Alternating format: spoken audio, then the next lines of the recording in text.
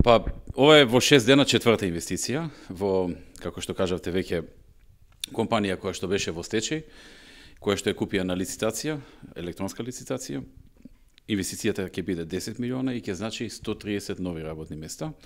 од кои што поголемиот дел постојани, помалиот дел сезонски.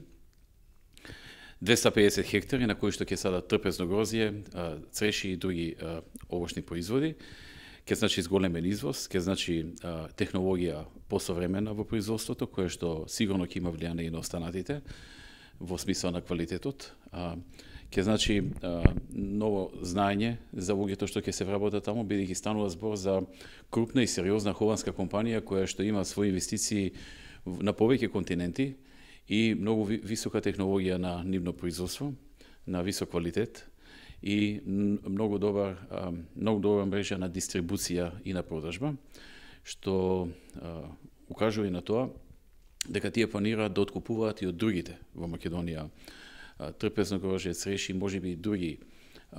овошја, но и зеленчуци, од она што го имам, од она што сум информиран. Така што компанијата не само што ќе вработи 130 луѓе, ќе инвестира 10 милиони и ќе одгледува трпезно грозје и цреши и целосно ќе го извезува, туку ќе откупува од други земјоделски компании или индивидуални земјоделци, онаму каде што со нив ќе се договори за точниот начин на производство, значи да произведуваат на начин на кој што тие сакаат да го купат и да го продадат. Тоа што го бара пазарот низ Европа и во Азија. Крупен и значаен играч во нашето земјоделство,